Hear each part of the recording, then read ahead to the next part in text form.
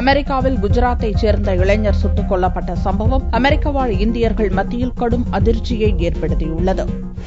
குஜராத்தைச் சேர்ந்த மாலவ் தேசாய் என்ற 28 வயது இளைஞர் அமெரிக்காவில் உள்ள புளோரிடா நகரில் வசித்து வந்தார். அவரது நெருங்கிய நண்பரின் கடையில் புதனன்று வியாபாரத்தை கவனித்துக் கொண்டிருந்த தேசாயை 16 வயது அமெரிக்க இளைஞர் புதனன்று சுட்டார். கூட்டாளியுடன் தப்பிச் செல்ல முயன்றபோது இரு இளைஞர்களையும் போலீசார் கைது செய்தனர். தேசாய் கொல்லப்பட்ட செய்தியை கேட்டு குஜராத்தில் அவரது குடும்பத்தினர் அதிர்ச்சி அடைந்தனர். அமெரிக்காவில் சமீப காலமாக இந்தியர்கள் மீது நடத்தப்படும் கொலைவெறி தாக்குதல்களுக்கு முடிவு கட்ட அமெரிக்க அரசை இந்திய அரசு வலியுறுத்த வேண்டும் என்று உறவினர்கள் வலியுறுத்தினர்.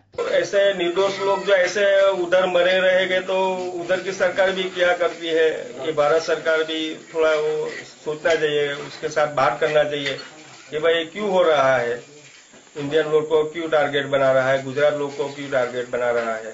अभी ये गुजरात का तीसरा चौथा किस्सा बना है. மாலவ் தேசாய்க்கு அண்மையில் தான் திருமணம் நடந்தது. திருமணத்துக்கு பின் வடக்கு கரோலினாவில் இருந்து மனைவியுடன் புளோரிடாவுக்கு குடிபெயர்ந்த நிலையில் தேசாய் கொல்லப்பட்டுள்ளார். இம்மாத துவக்கத்தில் குஜராத்தைச் சேர்ந்த மிருதுளா பென் என்ற பெண் தெற்கு கரோலினாவில் பெட்ரோல் பங்கில் சுட்டுக் கொல்லப்பட்டார் என்பது குறிப்பிடத்தக்கது.